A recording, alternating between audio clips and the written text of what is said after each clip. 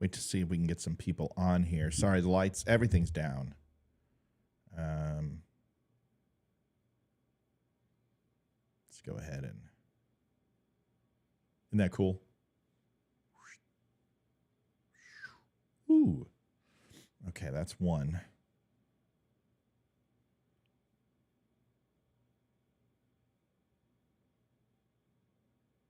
Come on, baby.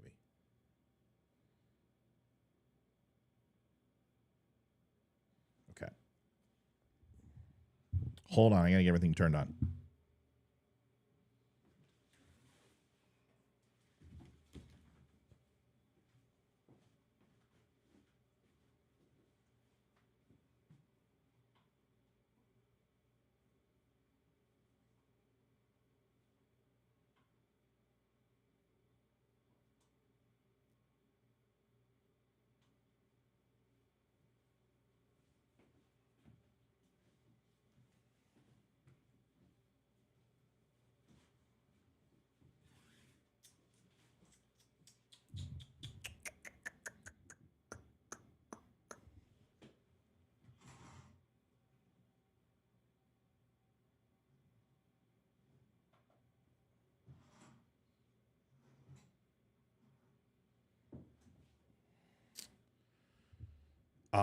Clock.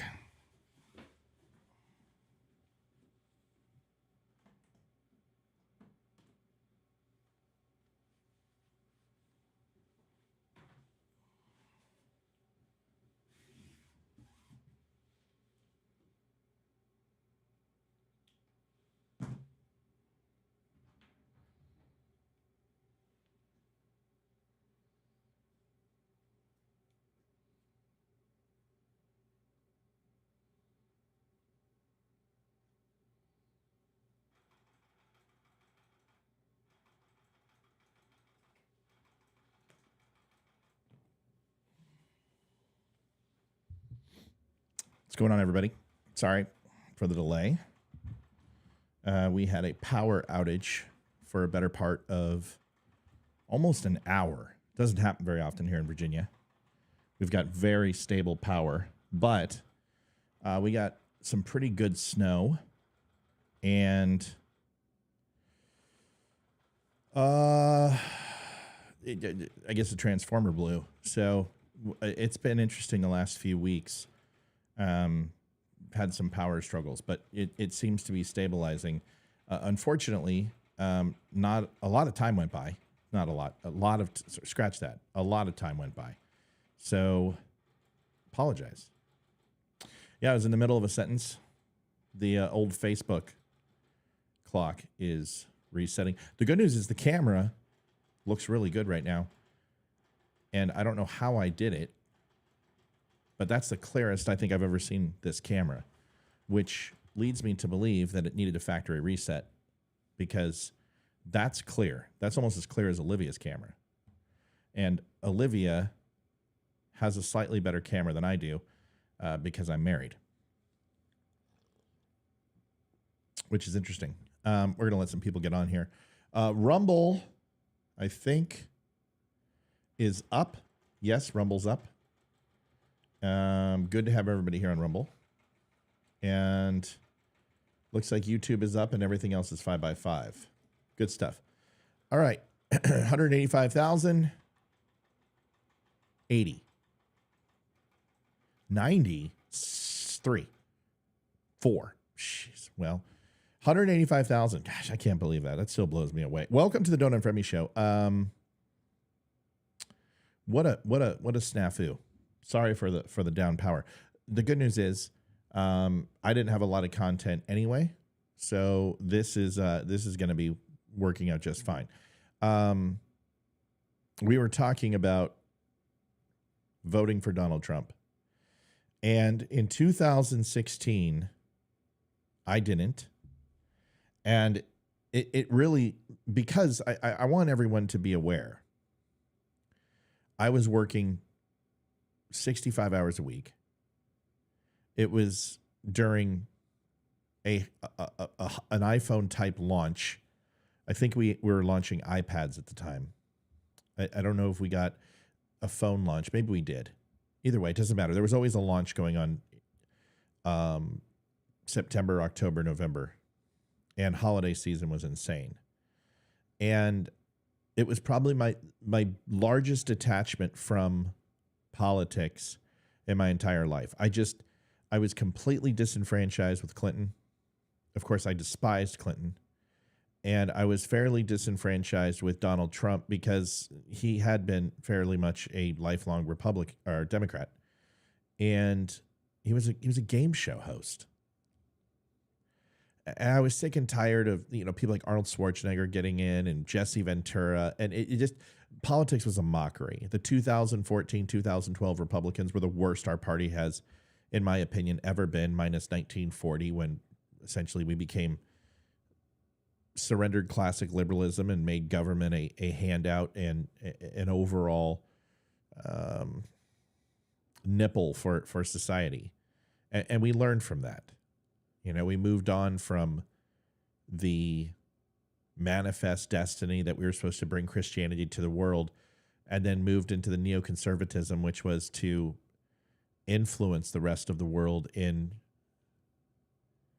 elected representatives, democracy, with a constitutional republic. And I think the neocons changed the entire face of the map. And then you got into the Bush neoconservatives, which was neoconservatives with a capitalistic approach of not necessarily bringing capitalism to these countries, but ruling these countries through capitalism and promising democracy, which failed 27 times. From a larger scale with Russia to a smaller scale with Iraq, and conservatism died. And the neocons of today, like every political party, like every branch of political party, has been completely aborted from its original state of purpose. And that's where it's hard for me to understand when we see people or representatives who actually are old school party, whether it be Reagan Democrat or blue collar, blue dog Democrats, or classic liberalism or neoconservatism as it used to be, and as a Reagan style, which Reagan brought religion into neoconservatism, and that's when it kind of started to go downhill in his second term. And whether that was a lapse of judgment, whether it was a deterioration of Alzheimer's that took his ability to keep religion separate from politics, which is what he despised about communism, was the authoritarian rule of government dictating what people could think and could believe and could say, baffled me with Reagan's second term. But it doesn't really matter. The point is conservatism changed. And there is a place for us in the world to ensure that our survival is a guaranteed. And you can take it from one end of the extreme with World War II and World War I and say, okay, that's a necessity, but we reacted too late. And then you can take it as Ukraine, where it's not a necessity, and we didn't have the same reaction to Crimea. Can we possibly say that we did not have a reaction to the civil war in eastern Ukraine that had been going on long since we got involved? And could we just continue to fund Ukraine like we had been doing by proxy without making a global statement that Ukraine is literally the linchpin between us and World War III? I think we could have done what we were continuing to do without putting Zelensky on as a hero, putting him inside the Senate floor, allowing him to drape a flag behind Nancy Pelosi and some members of the squad. I think that when you tried to make Zelensky like the Beatles, you're seeing the other end of the spectrum. So you've got one end where World War I, World War II were reacted too late. Then you've got Ukraine, which we're predating any type of actual catastrophic event that in no way, shape, or form really was going to happen with Poland, even though I told people that if he moved into Western Ukraine, we needed to be fearful because it was so close to NATO countries. And that honestly has not happened. And there's a reason why it hasn't happened, is because I don't think Vladimir Putin in any way, shape, or form has any desire to fire off on NATO. And I think this is what he is attempting to do, which is to take one portion of his western border, which is not protected by NATO. And now he's got the Norwegian and the Nordic countries entering NATO. He is completely surrounded by NATO. And that is a concern for Vladimir Putin. And as a sovereign nation, whether you like Russia or not, which I certainly don't, I can certainly understand not wanting to have an opposing military which was designed to stop you or destroy you if you did something in the red, so to speak. I can understand how that could be a little nerve-wracking. If Russia literally moved into Quebec and Vancouver and Edmonton and Alberta, and and the only thing left was a sliver of Canada, I think most of us would be a little nervous. Now, if we had decided to go ahead and do what Russia has done for the last 30 some odd years and try to bring back the Iron Curtain and expand their territories by force, and that would be a little different. We would still feel bad about it, right? Even if we did those things, even if we were all about expanding our territory and moving into Canada and taking over these territories, and at some point we're pushed back, and then all of a sudden Russia decides to stack up against our northern border, I think most of us would be a little unnerved. I mean, hell, a weather balloon that was designed to spy on us from China made everyone proverbially shit the bed. So we would have to assume that, staging 300,000 troops along our border probably would make all of us a little nervous. Now, does that mean I'm a Russia and Putin supporter? No. Putin's an asshole. Putin needs to be taken out post haste. My point is just because I don't like Russia and Putin doesn't mean I have to love Zelensky and Ukraine. Because honestly, they're both corrupt. And if you want to just be truly honest, they're ran by the same oligarchs. So I don't have a lot of empathy for Ukraine. I don't have a lot of happy joy feelings about them. And most people shouldn't. Does that mean that we want to ensure that countries embrace capitalism and democracy and a constitutional republic? Sure. Has it happened? No. And that's the reason why the United States is the longest standing open democracy / elected representative democracy and republic with a constitution in the world. And we weren't the only ones. The Greeks tried it. The Romans tried it. Other countries have tried it, and it has not been successful. We are the longest standing. But if we believe that we aren't resembling the Greeks and the Romans right now, with the senators and with the corruption, how long will we stay?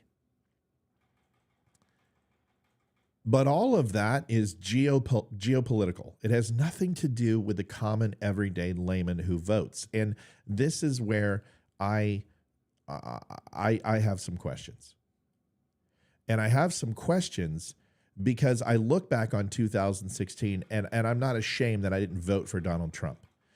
It took me 3 months of really getting into it and then saying, oh, I got to see his Supreme Court list. I got to hear his positions on the border. I got to hear his positions on USMCA and absolving NAFTA.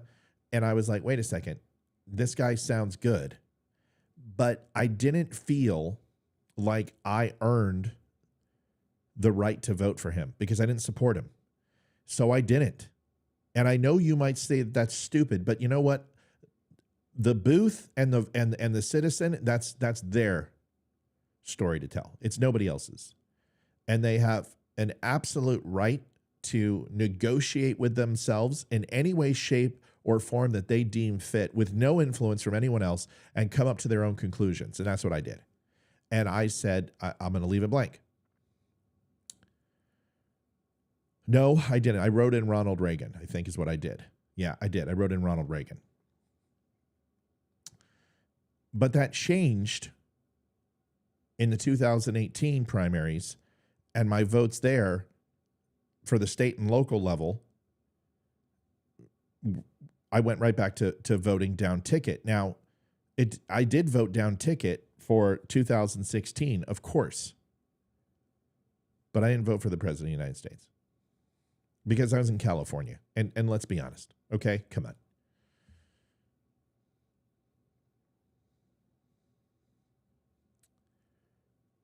But I most assuredly voted and stumped for Trump in 2020.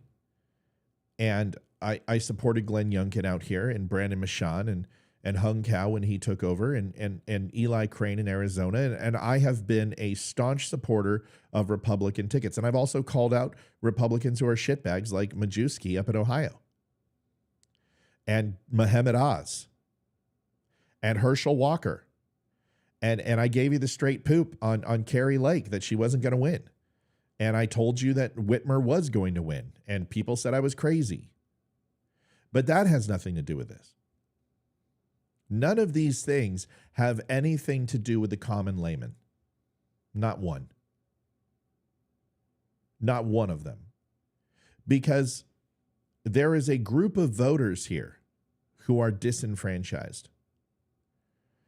These are the people who, like myself, served the country in one facet or another. Our policemen, our veterans, our nurses, our civil workers, our bus drivers, the people you see in food establishments serving your food, the people who sling you TVs and stick it in the back of your trunk.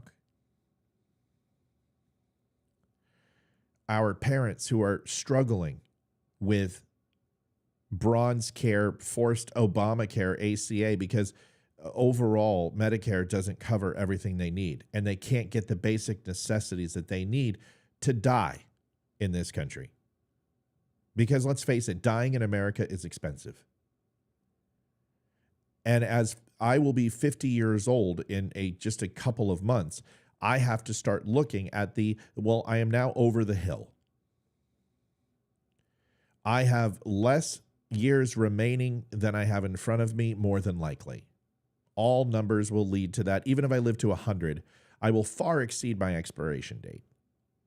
And I have to start looking and saying, what will happen in the next 50, 40, 38, to be honest, more than likely, that didn't take place in the previous 50. And I will tell you, the fall of American and Western civilization is most assuredly in the cards. It's in the cards.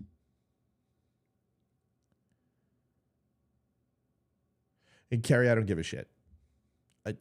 I don't care. Everyone said that Whitmer was going to lose. And her approval ratings were higher than any other Democrat in the country.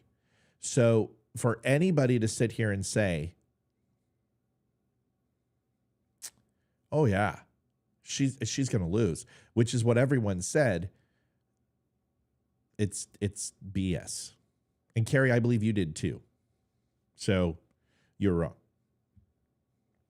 Saying Whitmer had two of her most prominent Republican contenders removed from the ballot, I would like to see that process, and please explain to me how that took place.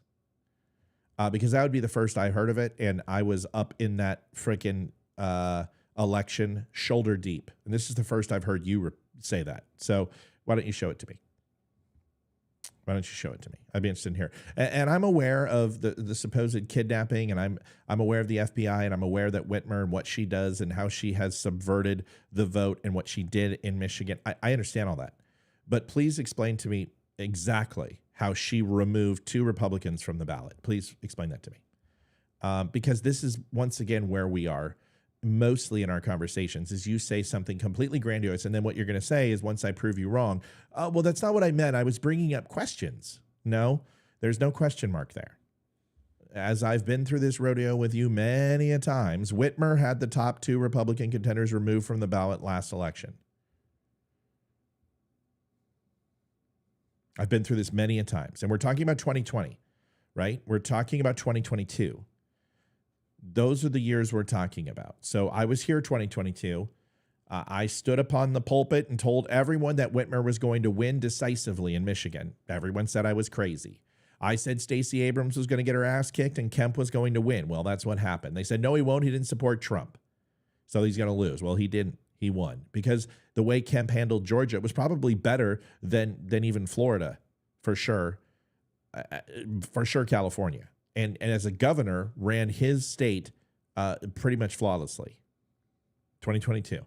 Once again, demonstrate a modicum of proof that Whitmer removed Republicans from the ballot. Illegally removed Republicans from the ballot. Please show me that. Stop hijacking the show. Because you know I'm going to respond to you. Because I respond to everybody.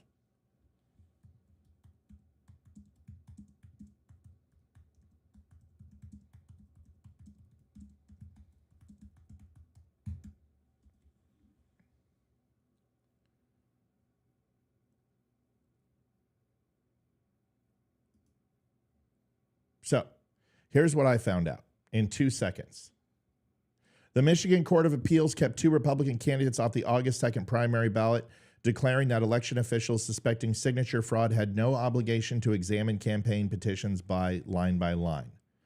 The court first ruled against Perry Johnson, a wealthy businessman considered to be a leading candidate for the Republican nomination, and then applied the 12-page decision to investment advisor Michael Markey. The opinion would seem to doom the chances of former Detroit Police Chief James Craig and entrepreneur Donna Brandenburg, who were also barred from the ballot last week. There appears to be no dispute that fraudulent signatures were turned in by paid circulators, though there's no evidence that the candidates were aware of the scam. In a court filing, attorneys represented the board state's canvassers called it an unprecedented situation. The candidates were declared ineligible as a result of a tie vote by the board, state election staff, and once again, Whitmer didn't do that. It's a court of appeals. Whitmer has no control over that, and it went through the due process, which is to go through legislation by the judicial branch to ensure that the Constitution of the state is being followed. If signatures were not valid, that doesn't matter that the candidates weren't aware. That's like saying, hey, man, I just walked up and I picked a bag of $12 million. I saw on the news that there was a bank robbery for $12 million. I knew that there was $12 million missing. I found the $12 million, but I didn't do anything wrong. Well, yes, it is. You knew the $12 million was stolen and you didn't report it. You took the $12 million and you went ahead and just pretended that it didn't happen. That's against the law. It doesn't sound, you're making me defend Whitmer. This isn't the day for me, Carrie. It's just not the goddamn day, okay? It's not the day. This isn't the day for you to make me defend Whitmer. Please, and yes, I use the Lord's name in vain, which in 3 years on this show, I can tell you I've done it, I think, twice. So I apologize for using the Lord's name in vain. But today is not the day to just poke me for no reason. It's just not the day. I'm not in the mood. I already have the links. I just read it to you. There is nothing there about Whitmer. No, I don't need a snack. I already ate my breakfast. I don't need it this morning. I just don't. I have no desire to defend Whitmer, but you're making me. Because I just read it to you. It's a court of appeals. And Whitmer can go ahead and petition that if she wants to as governor, because her job as a state representative, as the governor of the state, is to ensure that the election process is fair. But see, you as all people are saying, oh, well, it was stolen. The election was stolen. And you have nothing to demonstrate that. I have lost so many viewers over this because what happens is, and you're the one of the most stubborn as an election denier, is, and I got to give you credit, you at least keep coming back for more, is that most of them flee because I say, please demonstrate one modicum of evidence, exculpatory evidence. Give me a ticket. Give me a subpoena. Give me a court order. Give me an open investigation. Give me a special counsel. Give me an indictment. Give me anything to demonstrate a stolen election took place in Michigan. And you know what I get? Crickets. I get some articles. Oh, here, they opened up a new investigation, and then it goes nowhere. The same thing just happened in Virginia. They filed a court of appeals to the election in 2022. They filed a court of appeals in the election of 2020. They did this for Donald Trump and Joe Biden. They actually found 2,389 votes more for Joe Biden that he didn't get in Virginia. I'm embarrassed. Whatever. Here it is. Backpedal. I didn't say it was stolen or illegal. Here you go, Carrie. You just did exactly like I said you were going to do, like you've done 100 times before. Okay. Is this not you, Carrie? I didn't say illegally. What? What did I do? What did I do? It's easy to find. Here it is. Whitmer, it's in giant. Whitmer had the top 2 Republican contenders removed from the ballot last election. No, she didn't. I just proved to you she didn't. Then you say, every time, Carrie, seriously, you just think you'd learn your lesson. It's easy to find. I'll send you links. I haven't seen a link. I haven't seen a link. Didn't say illegally. Didn't say that. Yes, you did. That's what you implied. This is what you do, subtle innuendo. I specifically called it out. Replay what I just said on live. Replay it. I just said, and then what you're going to do is you're going to backpedal and be like, I didn't say that. That's not what I said. Yes, it is. It's exactly what you applied. You implied this. Whitmer had them removed. No, she didn't. Whitmer kicked their ass because Republicans did what Republicans always do. And Republicans backed the shitty candidate. This is why Virginia was purple for 8 years, because we didn't even contest the election. The GOP didn't even put anyone here in Virginia was worthy of voting for. Let me repeat that. The GOP didn't put anybody in place to contest the elections of Virginia for 8 years. Local and state elections. If maybe we would put people who were worthy instead of Dr. Mohammed Oz and Majewski and Herschel effing Walker and Carrie effing Lake.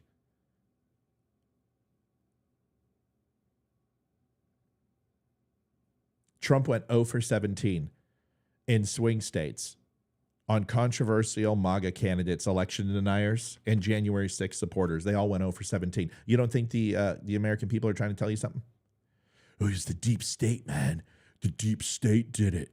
No, the deep state didn't do it. You know who did it? Stupid people who voted for stupid people. I'm not in the mood. I'm not in the mood. I'm sick of it. I don't want to talk about 2020 anymore. I don't want to talk about 2022.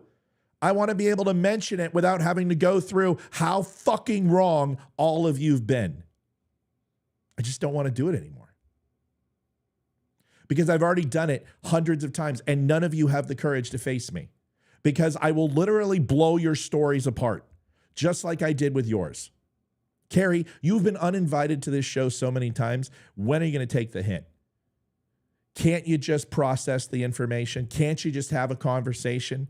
Do you always have to go ahead and pretend that you're the victim?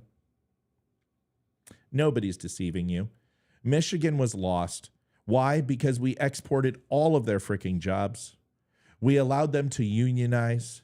We went for the cheaper overseas dollar.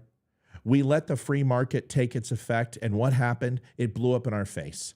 The automotive industry became obsolete. Japan kicked the living shit out of us. Yugoslavia kicked the shit out of us in cars. The Yugo, for God's sakes, actually sold and broke the frickin' top 20 in automotive sales at one point. I know. We lost Michigan. We allowed Democrats to do what they always do and come in. We stopped going ahead and visiting that state. We signed it off as a no big deal, and then it became a swing state, and we have been trying to go ahead and influence it ever since. And guess what? It's going to be a generational change. Donald Trump did some great things to get Michigan to come to the corner. And then what happened? We didn't freaking campaign in it hard enough. Hillary Clinton didn't even visit it, if I'm not mistaken. And then what happened in 2020? We took it for granted. Same thing with Wisconsin, same thing with Georgia, same thing with Arizona, same thing with Nevada, same thing with Colorado. This is what happens. Republicans do what they always do, and they don't plan for the future. They plan for the short term. They need a litany of candidates ready to go at a lockstep in every single state, in every single county, and we don't.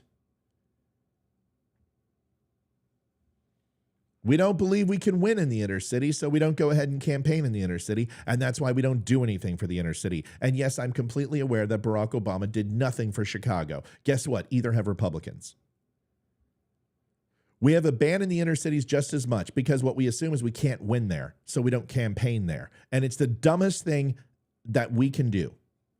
The best thing that Donald Trump can do is go pick Carson as his VP or Nikki Haley as his VP and start hitting the outer edges of the inner city and start curtailing to that moderate vote, which is disenfranchised, the one I'm talking about right now, and somehow gain those votes to show up for Donald Trump. And the only way you can do that is by actually campaigning there. You know, we had a great representative in Pennsylvania who was not Mohammed Oz, who was campaigning in the inner cities of Pennsylvania, who was in Pittsburgh, who was actually bringing Donald Trump's word to Pennsylvania, and Donald Trump jumped as far away from her as a tick on a hound dog who just got a acid wash bath in a high protein. We've had the recipes to success. Hell, you've got a recipe with Ron DeSantis, but y'all don't want him right now because you're going to stick your foot in the ground and stomp and hiss and piss and say, no, we don't want Ron DeSantis. We want him in 2028. We want Donald Trump again. And I understand why you want Donald Trump again, but don't fricking cry to me when we have destroyed the bench of any prominent Republican in this country in order to have Donald Trump be on the ticket. Because the truth is you don't know if he can win. And neither do I. Because I've done the electoral math, and I don't see a path to victory for Donald Trump. Now, red wave. Yeah, right. The red wave, 2018, didn't happen. 2020, didn't happen. 2022, didn't happen. 2024, not going to happen either. Not unless we get a platform on abortion. Not unless somehow we can win the House and the Senate and push through the right to life bill. We can't even get a vote on it right now. It's so unpopular. Do we really believe that abortion isn't going to be on the ticket in the next 11 months? Well, it was just on the ticket 11 months ago, and we got our asses handed to us. It was just on the ticket 3 months ago, and we got our asses handed to us.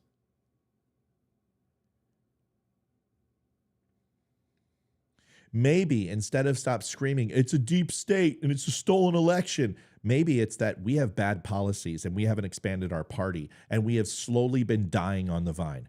I don't know if you know this or not, but some college men and women are not voting like they used to. I demonstrated this yesterday. Could that possibly be a problem? Could it be the amount of illegal immigration we have coming to this country and those people actually gaining some sort of citizenship with us, that the expansion of our demographic is no longer voting for us? So maybe, just maybe, we have to go ahead and expand into different columns? God forbid. God forbid that we don't have to actually stand by the 1990s where we had 62% of uneducated white people voting. Now it's down to 55%. Where have we made up that 10%? Is it with, let me see, moderates? No. Is it with African Americans? Little bit, but not enough. Is it with Hispanics? No. Is it with women? No. Is it with college educated? No. Is it with Gen Z? No. We might want to consider, is it with the gay and lesbian community? No. We might want to consider expanding the Republican Party. We might want to consider that if we're going to go ahead and change all of our values anyway, because we don't know what the hell we stand for. President Trump banned bump stocks. I thought we were pro-Second Amendment. We've got California legislators who are voting for restrictions on magazines. We've got Virginia, which is the don't tread on me state, proposing gun bans. We've got a president who wants to stop 9mm sales. Who are we? Are we Republicans or are we Democrats? Which one? Because it was my understanding that we were pro-Second Amendment and would never, ever bend on any Second Amendment legislation, but that's not true. It's the most over-regulated amendment that we have. There are 23,000 bills currently, whether not an appropriation, not affirmed, or not even in the status of being heard that are on Capitol Hill with the word gun in it. There are over 800 different federal statutes on firearms right now. It is the most regulated state amendment in the country. It is the most inconsistent amendment where my concealed carry will work here in this state, but won't work in Maryland. But if I get one in Maryland, it's not recognized in like 32 other states, even though it is one of the hardest concealed carries to get.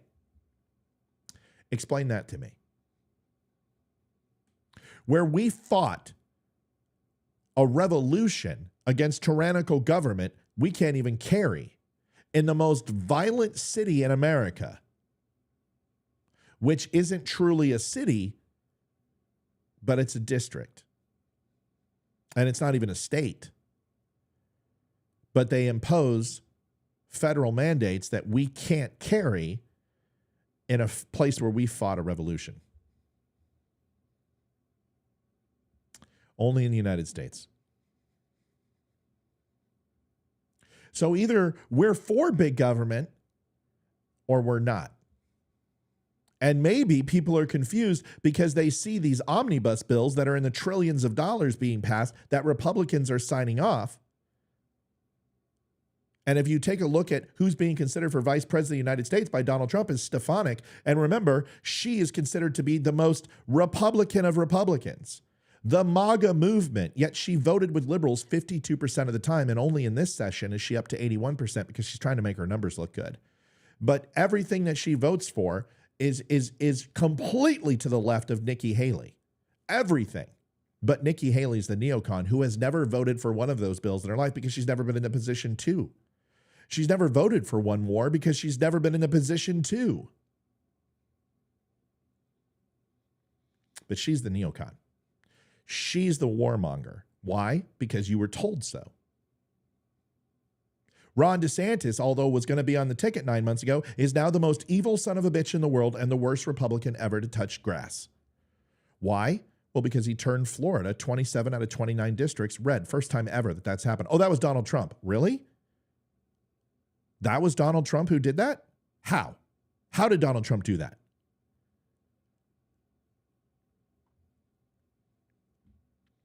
He saved Ron DeSantis. He saved his campaign. Yes, he did. So let me get this straight. It's a gift when someone does something nice for you to rub it in their face and make sure that you hold it over their head and then push them down into the water and drown them with it when you do something kind for them. Wow, that's a great person.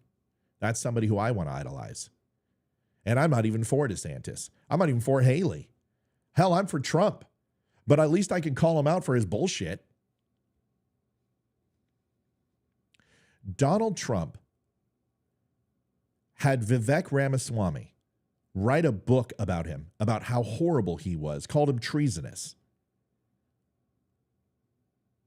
Used words like insurrection, a baby. Vivek Ramaswamy went ahead and got his mother to sign a clinical trial when doctors who were not on his payroll or not related to him said that his Alzheimer drug was about as feckless as tits on a boar and worthless.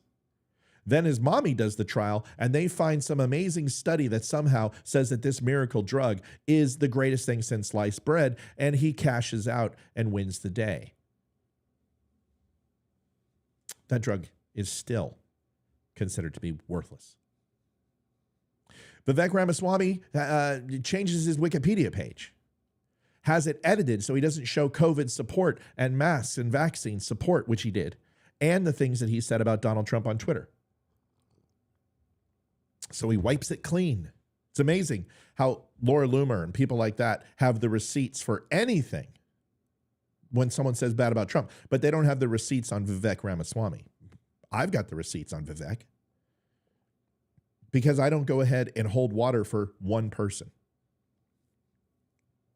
It's probably why my show isn't as popular as some of theirs. That's okay. It doesn't bother me. At least I have my integrity. Then Vivek Ramaswamy comes out 48 hours before and says, I will never, ever drop out of this race. I will be here until Nikki Haley and DeSantis drop out. Places nothing in Iowa. Gets his ass handed to him By the way, Eddie, haven't seen you come around, but that's typical. Most people who are wrong don't. But I go ahead and tell you that Vivek is just absolutely running opposition for Donald Trump. What do I get? Oh, he's a good guy. He's a MAGA supporter. He's saying all the things that need to be said in completely the wrong way, where nobody will listen because you sound like a crazy buffoon. You sound like a freaking nutter because you won't let anybody finish.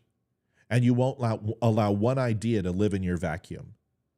And every time a woman says anything you don't like, you literally destroy her verbally. But this is the guy that's going to lead us into 2028. So I hear the rumblings. Vivek for VP. So then he comes out and tells people and tells supporter and kneels down to a lady and says, I know. And puts his hand on her shoulder. I've got the video. I showed it to you. Where he completely cons a woman into voting for him and turns against Trump.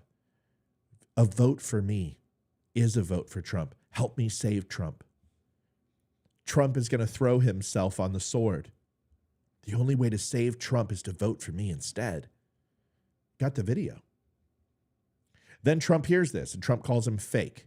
And a vote for Vivek is a wasted vote. And then Laura Loomer comes out and starts attacking Vivek, even though she just said how great he was, and she loved him. And oh, he was so nice to me. Oh my gosh. And here's a picture of us sitting on the couch together with my Trump beanie. Oh my God. And I tried not to vomit in my mouth as I knew what was coming. And I told you Vivek was going to drop out. Then I told you, you know what? Maybe he's not, because he said he's going to stay into it forever. And Leroy and I even said that. Wow. And we changed our tune. When we should have, when we knew exactly what he was, because I've been telling you for 6 months who he is. Then what happens? He drops out. He gets his ass kicked in Iowa. And this knight of shining armor, this noble steed, the light upon the hill, the man that you want as vice president or possibly president in 2028, changes his entire stance and says, Donald Trump is the next president of the United States, and I, with a full-throated defense, support him. And I'm dropping out because the American people have spoken. No, they haven't. Iowa, less than 10% spoke for him. It was freaking negative 30 degrees. If you walk outside, your testicles will freeze to your lungs. It was one of the lowest turnouts of any GOP caucus in the state of Iowa. It was the lowest turnout. And Trump got 50% of the vote, which is great, which is an ass kicking. But as an incumbent president, which he essentially is, he is the incumbent. There has been no Republican president since him. And although he still has to, he should debate, and although he still has to run through the primary process, this name recognition of Donald Trump should be light years above everybody. It should be like Nevada, where he's uncontested.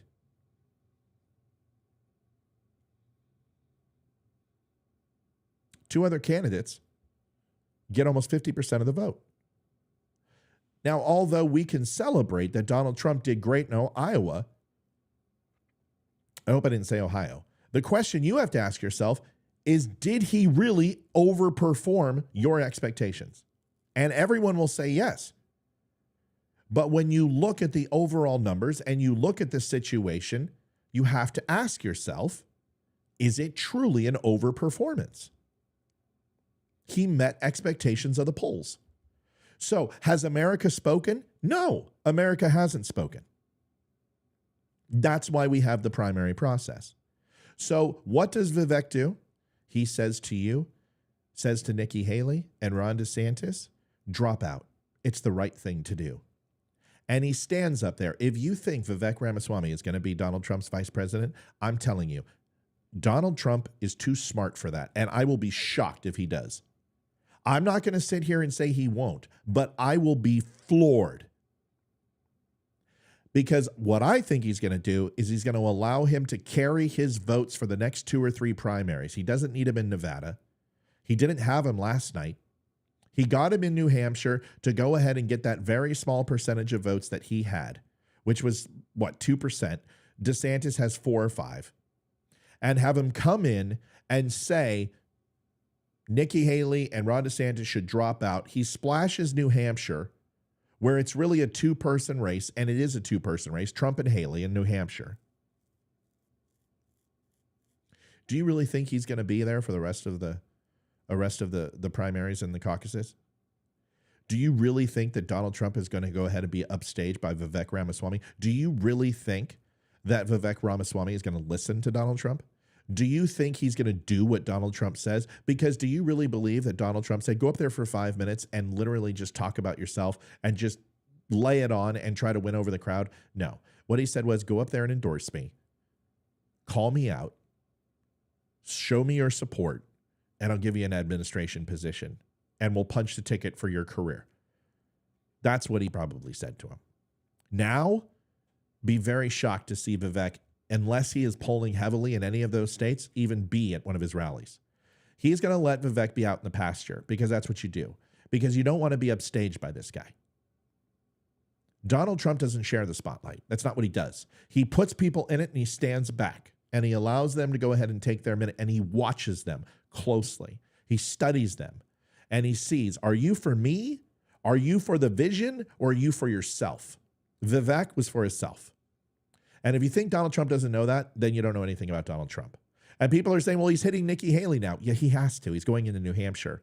He doesn't want to give her any momentum. He's not hitting her that hard, but he's hitting her. This whole conversation detracts from what we're trying to talk about. And instead of focusing on the things that are truly important, which is the future, we're sitting here and we're talking about 2020 and 2022. Why? Have you noticed that Donald Trump isn't talking about it anymore? Did you even listen to his rally last night where he won't even mention it? He won't even say the word stolen election. He just says 2020, we did well, but we didn't do as well as I thought we would. Who told him to say that? He didn't listen to me, but don't you guys remember when I specifically said this is what Donald Trump should say? And what did he say last night? It's almost like you guys forget to listen to the show. What's going on, Donut Fermi Nation? I know you're freaking out. Access to third parties against none of them each with more voters. You pick on the yet you're going to get behind, or you're not. Stop shooting yourself. Their ability to step into the presidency, if needed, is a critical consideration, especially with the age of both candidates, Donald Trump and Joe Biden. This was notably a point of discussion during Ronald Reagan's presidency, given his age, making George H.W. Bush's readiness for the presidency and wanted. However, we have these steps now to get to the nuts, because I promised to give it to you straight. Stop shooting yourself in the foot, President Trump. So I'm talking about a stolen election. Move on. 2020 is done. Either this election is going to be one that you're going to get behind, or you're not. And if you don't, I've already shown you that the numbers are going to say you don't have a path to the presidency. However, if you change the narrative now and say, yes, our 2020 election did not go the way we wanted. However, we have these steps in place. We have more lawyers, more captains, more polling stations. We're watching closely now, more than ever. And we believe that this election is going to be the fairest in U.S. history. Whether you believe it or not, it's something you should say if you want to win.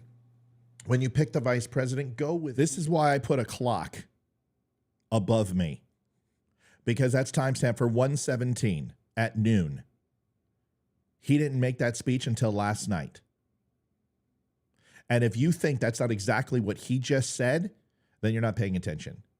Now, either I am I am Nostradamus, or I understand how to run a campaign, or I understand this game. And although both may be true, only one is. I'm not Nostradamus. I understand how to run a campaign, and I understand public perception. because I am a master at it. I deal with it every single day of my life, whether I was working in sales, whether I was in intelligence, or whether I'm doing this job. And what I just said is let go of the election. And for the first time, Donald Trump did.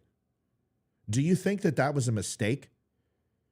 Now, maybe he has somebody listening to my show. I seriously doubt it. In fact, I'm 100% sure that Donald Trump has no fucking clue who I am. And that's fine. But I will tell you this, that whoever came up with that is a person he should listen to, because that person was right. He needs to move away from the stolen election because America doesn't want to hear it anymore. And it's hurting himself. He's shooting himself in the foot. If you want to make Donald Trump a president in 2024, he needs to get the moderate vote. And the only way he does that is picking the right VP and shut up about the stolen election. It's okay to send those little tiny dog whistles to his people like he did. But what you don't get to do is talk about it constantly, because all you're doing is disenfranchising your own voters. I'm opening up my other channel on Boxcast. I'm going to try to extend the feed. For my Spreely listeners, I just added 30 minutes.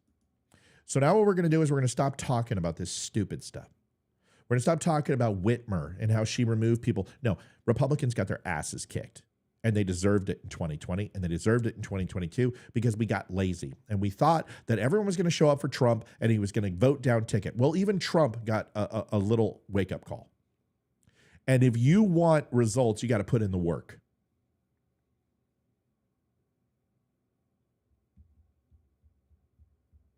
You got to put in the work. You got to punch the clock. Time to go to work. And I will tell you, Donald Trump is working right now. He is finally sounding like a president.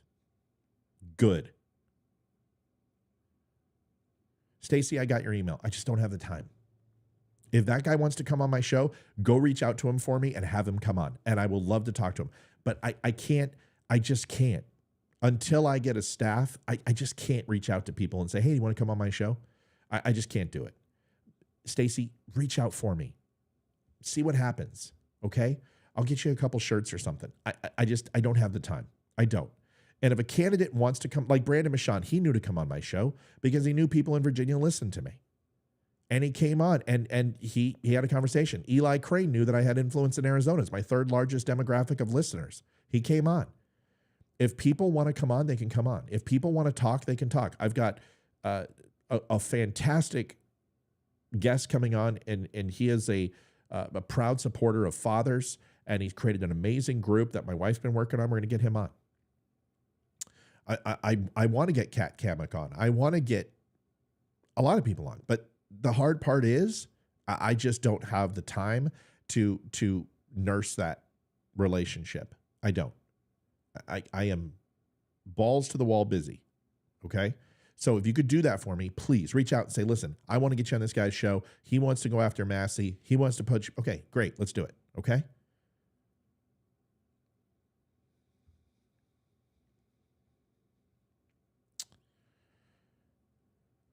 Hold on.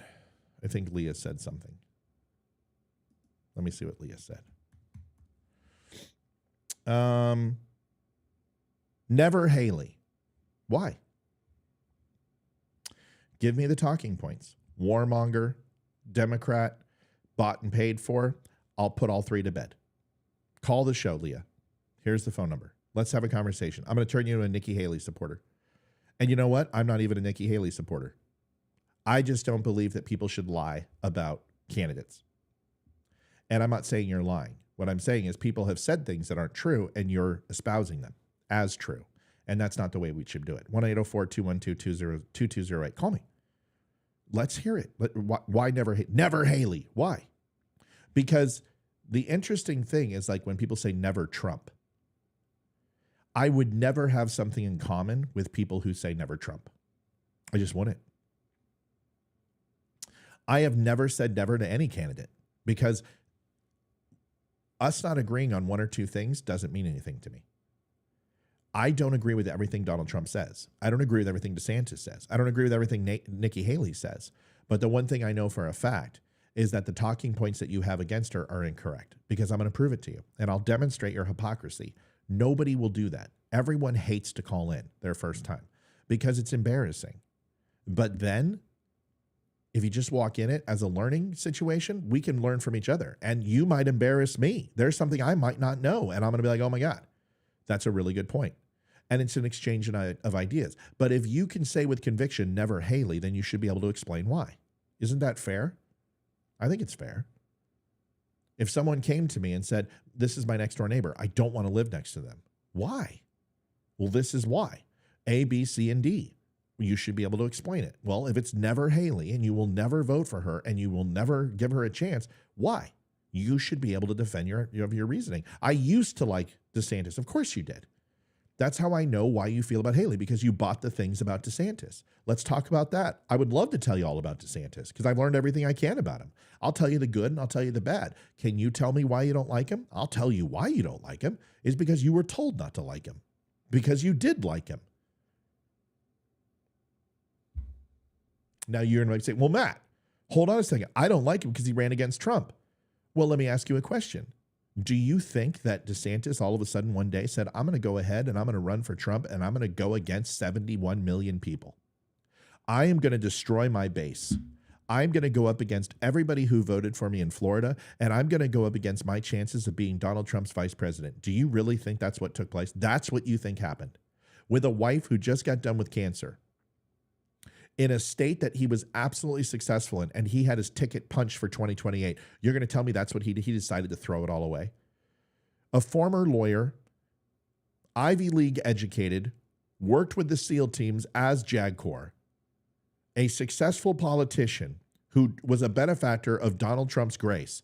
He decided, I'm just going to turn on him. That's what your thoughts are? That's what you really think happened? How about you call in 804-212-2208 and I'll tell you what happened. Because that's not what happened. And the reason I know what's happened is because I have breakfast for the head of the RNC. Well, post-RNC. And I understand that he has better connections than you do or I do. So I listen to what he has to say. And every time we sit down for breakfast, he explains things to me and tells me a little bit about what happened. Now, would you like me to tell you who he is? No, because it's not on record. And I won't do it. But I'll try to get him on record. And if you do the math, it's not hard to figure out who it would be. And he will tell you what I'm telling you, is that there are times that people from the RNC will go ahead and hedge bets. And Donald Trump has 91 indictments. Donald Trump is not exactly physically fit. Donald Trump is old. And the stress and the rigor of what he's going through every single day and the amount of pressure that they have put on him and how they have literally ran him through the freaking irons. The chances of Donald Trump not having an incident, and God forbid if he does, are not necessarily high. They're not necessarily low either. But those 91 indictments can hold him from being elected president. They can tie this up in court. They can continue this ungodly pressure against this man. So the RNC is going to hedge their bets. Why? Well, because they're making $1 billion investment. $1 billion investment. And why do you think the money isn't flowing just to Donald Trump, even though he's leading? Why do you think Nikki Haley's getting money? Why do you think DeSantis is getting money? Why do you think Vivek got money? Because the RNC is hedging their bets. Because in the end, that's all they are. They gamble. They gamble with the money that you and I give them. And they go ahead and put it on a candidate. They stick it on a number. They pick a color and say, I'm going to go ahead and put a little bit on black 22 or whatever it would be. I don't even play roulette. I don't even know. I think odds are red and evens are black, I think. Maybe. Somebody educate me. And they hedge their bets. And right now, their bet is 50% of it that Donald Trump's going to be the next candidate. And there is also a decision that they have to make in regards to who could be the secondary.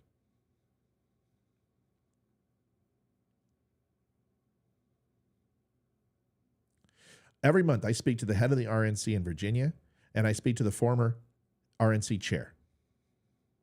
And I ask a series of questions. And the last question I asked them is, when are you guys going to pop Glenn Youngkin? And they were this close. Glenn Youngkin was almost popped and put into play. This close. Why wasn't he? Well, we got our ass kicked in the primary in Virginia. And Glenn Youngkin's stock went pfft. So they're going to hold on to Glenn. And they're probably going to run him in 2028 versus Newsom. You'll probably see DeSantis in there. You may even see Haley in there. Hell, you might even see Vivek in there. I think Vivek is going to go into obscurity, but that's just my opinion. And I think he'll write a book, and I think he might get a cabinet position, and I think he might do some low rumblings. He might run for Senate. He might go ahead and run for governor or state legislature or something like that and try to work his way through the columns of Washington. But in the end, they were going to pop Youngkin as a backup plan because DeSantis wasn't polling well. And Nikki Haley wasn't even on the map. She was at like 1%. She hadn't even started really. And then we lost. And then all of a sudden, Nikki Haley, like I predicted and like I told you, was going to start tracking with moderates and Democrats and Blue Dog Democrats and classic conservatives and neocons. And she is tracking with them. And that is a very large demographic. In fact, it makes up 37% of the electorate. And it makes up a shit ton of people who don't even vote. And that's what Donald Trump needs to win. So that's why Donald Trump backed off of Nikki Haley just a little bit. And that's why he vetted her name to all of his administration and all of his counsel to say, what do you think about Haley? And they all said, no, don't get Haley. And the reason why, just like everyone else says no to Haley, is because that's the narrative, is that she's a big money neocon, that the elites want her, that Democrats fund her, and it's bullshit. Nikki Haley hasn't even been in politics long enough to truly do any damage on the federal level. She was a state governor. She was a state governor. And then she worked for the UN on the geopolitical and national scale, where she has no vote. She is literally a mouthpiece for the president. President tells her what to do, and she does it, and did her job well. So all this bullshit, oh, Nikki Haley she'll vote for wars, she'll go bomb everybody. You know what? She said some stupid stuff. But as a vice president, she doesn't get to make those decisions. And yes, I would be a little bit concerned if she continued to talk like that, and she's not. So you can sit here and say all these things. You can despise Nikki Haley. That's fine, but you can't tell me why. And I notice my phone's not ringing. She's a rhino. First of all, rhino is spelled R-I-N-O.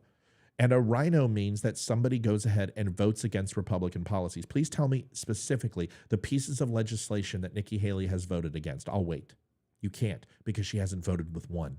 But I can tell you what Stefanik has done. Elise Stefanik, who is being considered for VP, has voted with Democrats 52% of the time. I can tell you what Thomas Massey's done. He's voted with Republicans 79% of the time. But they're considered to be the most conservative of conservatives. And even if you go to the same site that I showed you last night about Elise Stefanik, Thomas Massey has a 100% rating. But if you actually go and look at Politico, it's different because expectations are different. So what type of Republican are you?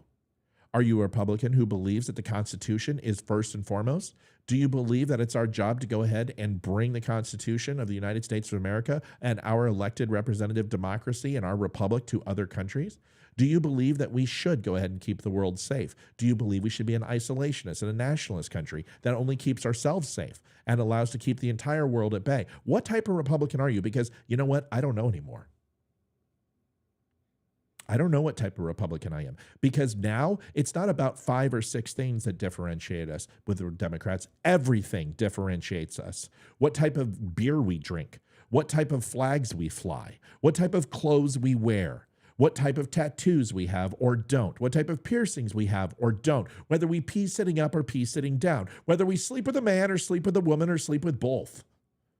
Whether we say we're a woman or say we're a man or say there's no such thing and there's 64 other genders and unicorns and rainbow spotted kittens, and we can be anything we want as long as we identify that way. And that science is real and we have to listen to it, and the global warming is going to kill us all. But a man is no longer a man and a woman is no longer a woman, and men can get pregnant too, but we only believe the science when we say, and that science is the science that we listen to. Wait a second, now you need to listen to the science again. We're very, very sorry. We screwed up. A life is no longer established by anything other than birth.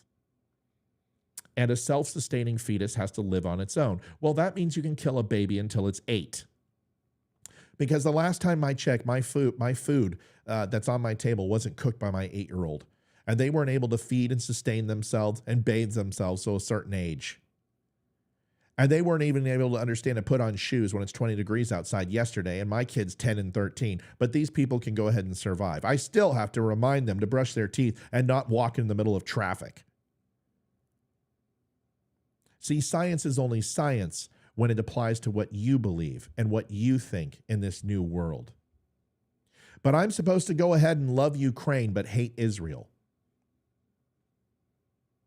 because Ukraine was attacked by another country and a group of people. Well, Israel was too, but I'm supposed to hate Israel. Why? Well, because they're Jews. And the Jews, they run everything. So therefore, I've got to hate them, which doesn't make much sense. I'm told one day that I gotta love Lauren Boebert because she got handy in a theater, so I defended her. And then she didn't even show up against McCarthy's vote, who was supposed to be one of the biggest rhinos in Washington, yet she didn't vote against him. And then Marjorie Taylor Greene is supposed to be my fucking hero. Why? Because she loves Donald Trump, but then goes ahead and supports McCarthy and doesn't vote against him, which is interesting. Please explain to me what I'm supposed to do and who I'm supposed to be. Who am I supposed to hate today? Well, you know what? I'm done hating people just because I'm told to. I'm going to start asking the why. Why am I supposed to like Marjorie Taylor Greene? How many omnibus bills has she voted for? How many pork barrel bills has she voted for? How many times has she removed a speaker just because she can, but then don't, and then vote with him? And then we find out why that Kevin McCarthy has funded a lot of these people's campaign, including Boebert, including Massey, including MTG, and now we all of a sudden figure out why they vote.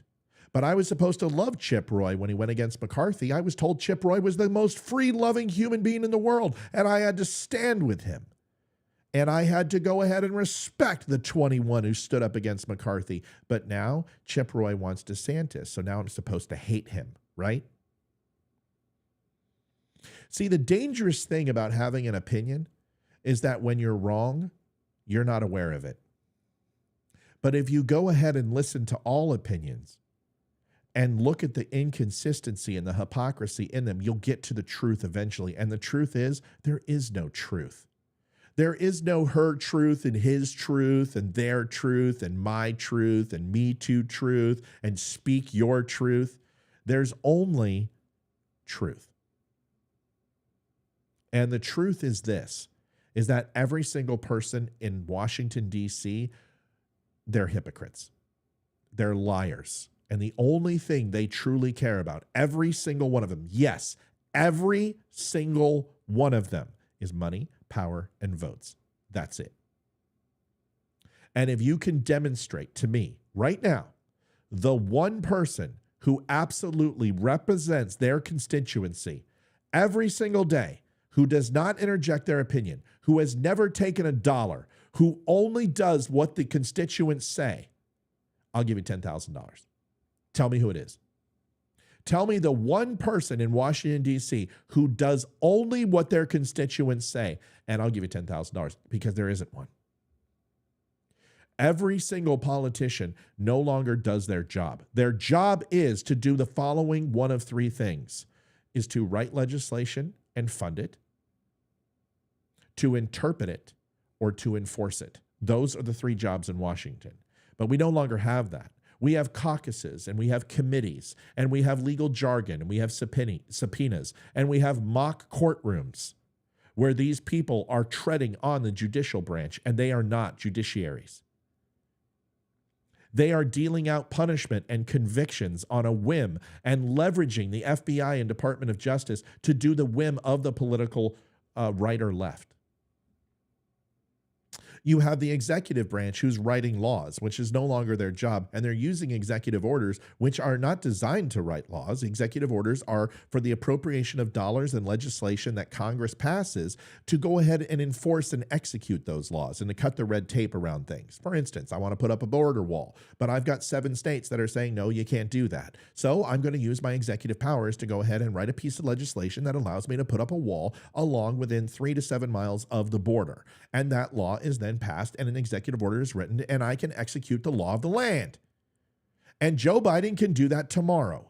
That's how you use an executive order. You don't decide to go ahead and shut down and regulate small business. You don't go ahead and put EPA laws that are not voted on or not in place or have no statistical data to back them up because you got a freaking hard on about it and decide to write an executive order. You don't get to go ahead and bomb anyone you want without some sort of accountability and writing a letter to Congress at least 48 hours within that and notifying the gang of 8. If you don't do that, you're breaking the law.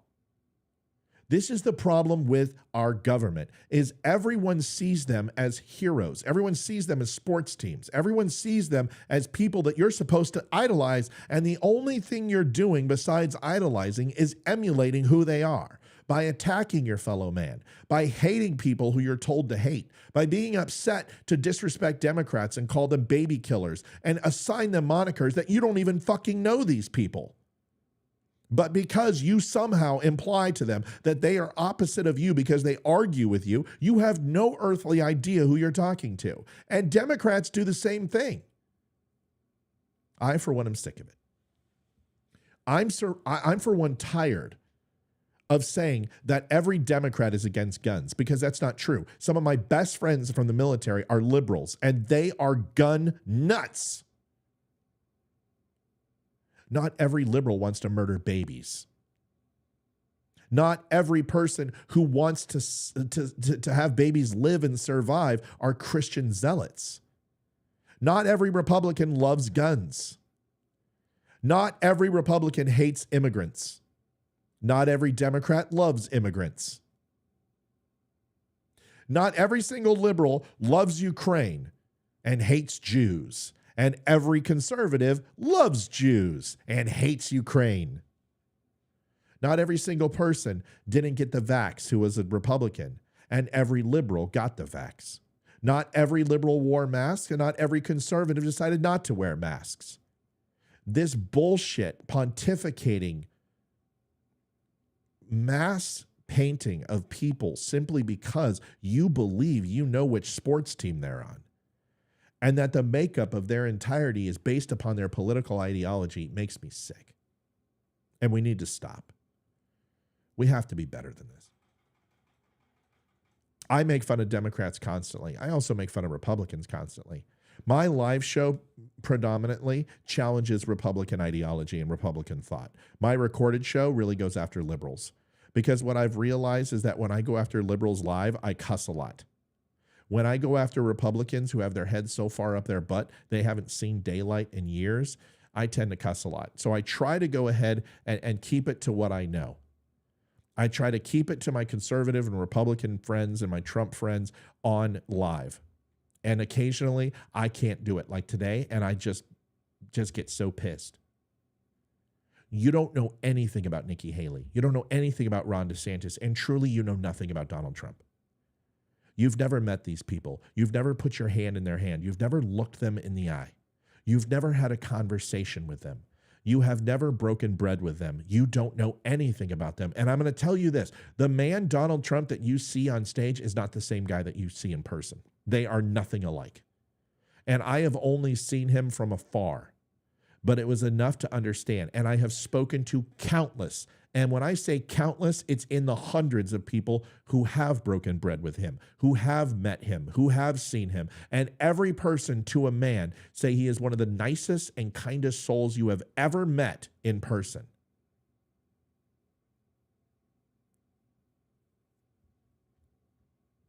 Nikki Haley isn't a rhino because she hasn't voted on anything.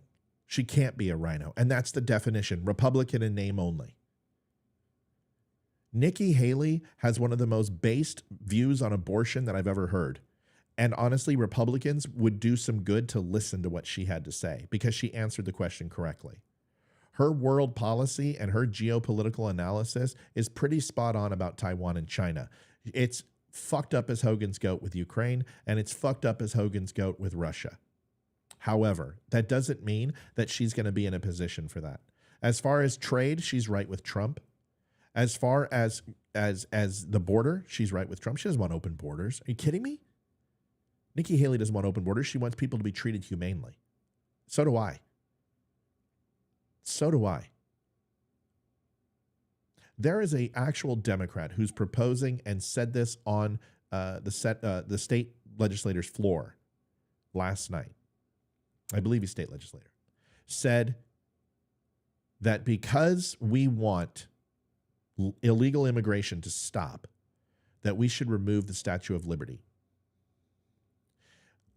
I don't understand why it's so hard for liberals to do one thing, which is to understand the difference between legal and illegal immigration. I don't understand.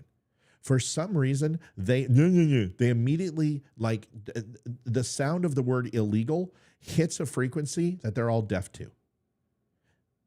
Illegal immigration. And because illegal immigration has been running rampant for 30 years, we now have to look at immigration and wonder if we should put a hiatus on it. And that's not our fault.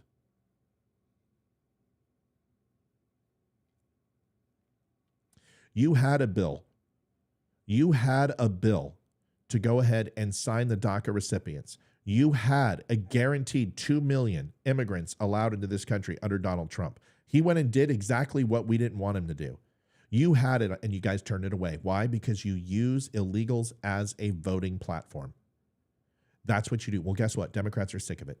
And you will see them. They are now going to go ahead and try to pass a bill. You had 17 state legislators jump the line and support Republican bill and wrote a letter to Joe Biden saying secure the border. You're going to see them jump on this before. And all the liberals are going to buy it hook, line, and sinker.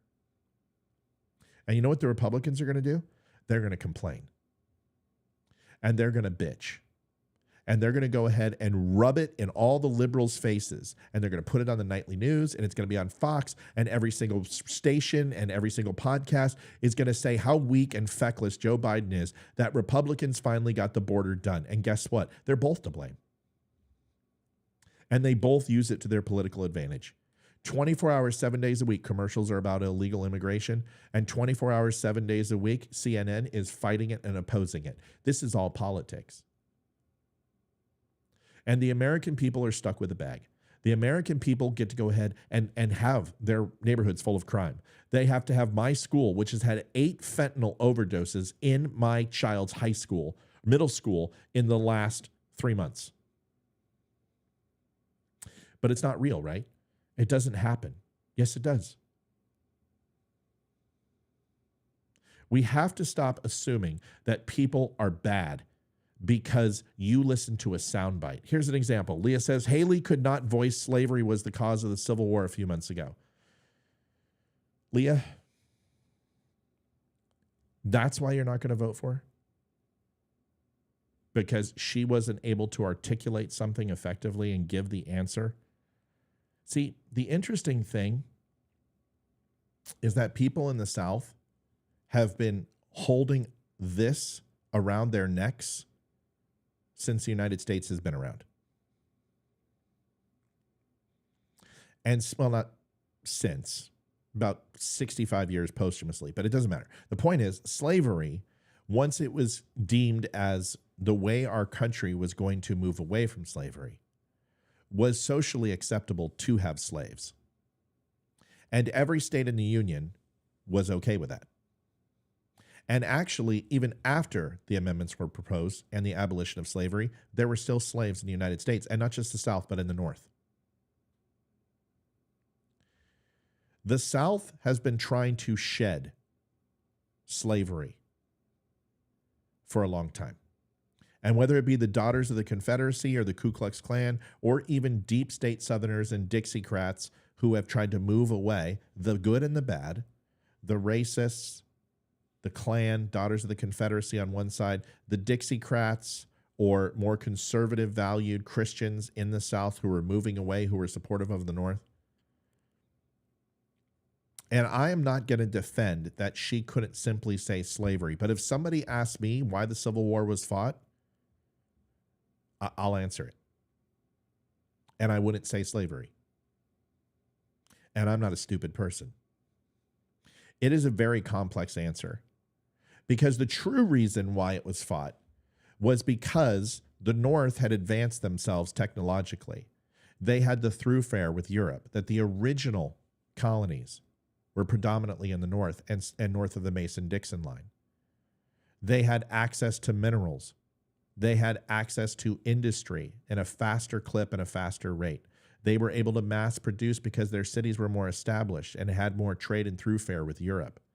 They were quicker to move forward after the American Revolution and were built up from a military standpoint and a labor standpoint.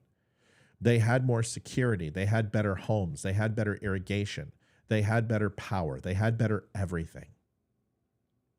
And they moved towards that industrial revolution that was only that 50 years away to move into the great industry that the United States became.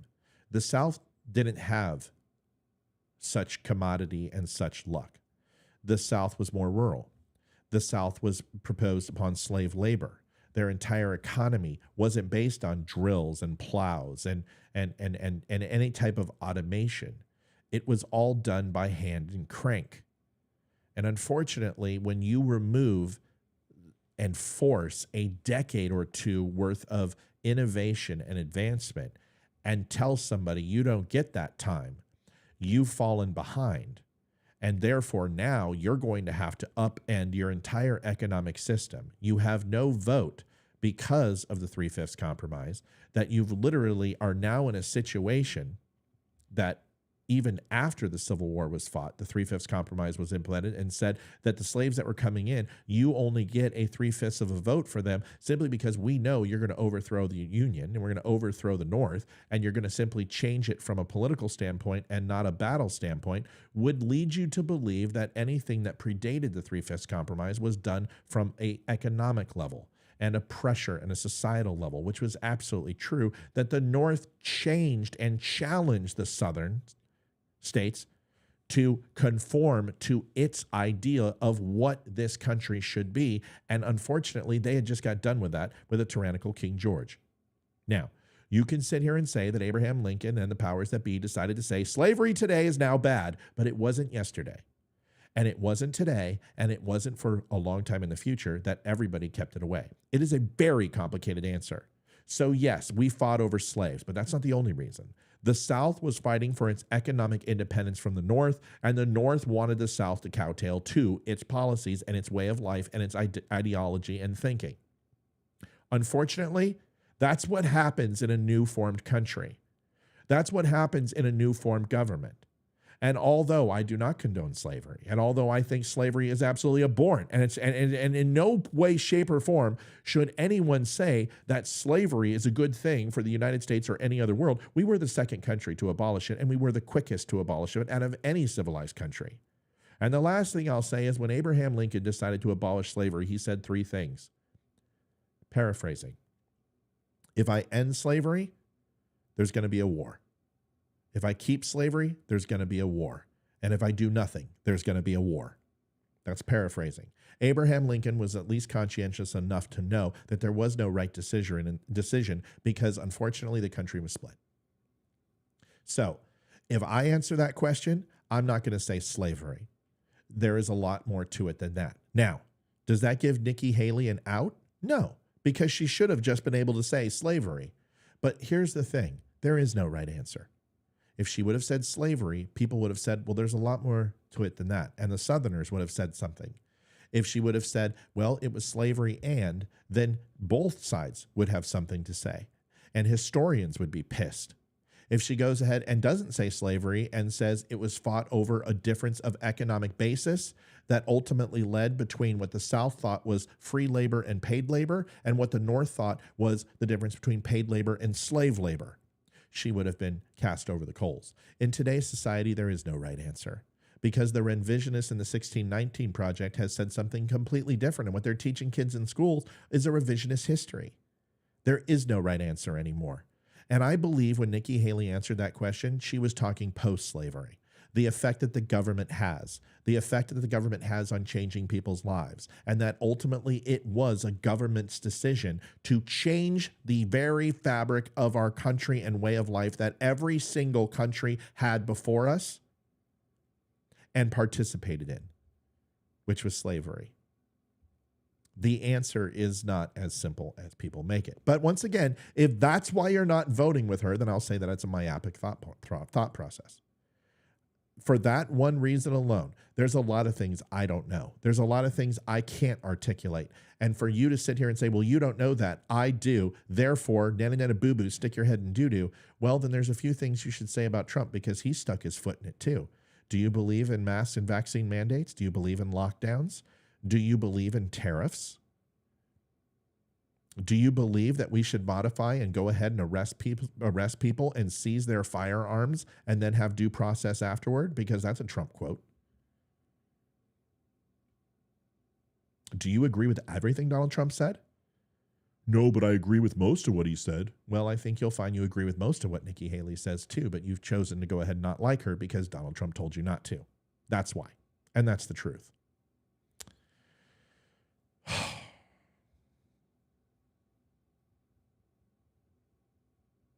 We want Republican Democrat candidates not share with them. Okay. See, sometimes you just got to walk away. Sometimes you just got to walk away and say, thanks so much for the conversation. I appreciate it. This channel's not for you. Because we may be Republicans, but we don't alienate other people because they disagree with us. That's all. And although you don't have to like Haley, that's fine. The point is that this channel isn't only for Donald Trump, because there will be a day soon that Donald Trump is no longer here. And when that happens, we're going to have to pick up the pieces and try to figure out how we unscrew every candidate that is a potential for the next 15, 20 years, unless you guys want a monarchy. Because now I'm hearing Donald Trump Jr. is talking about running in 2028. Is this what we want? We want the Clintons and Bushes back?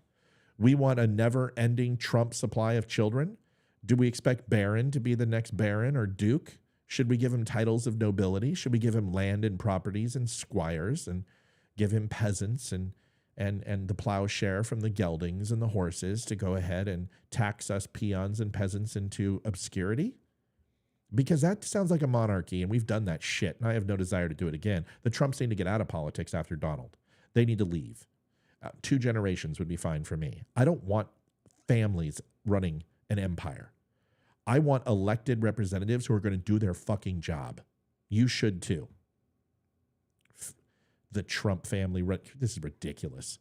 Donald Trump, President of the United States, fine. I'm good with it. Do it. Donald Trump Jr.? No, I'm not. I don't want the Bushes and the Clintons again.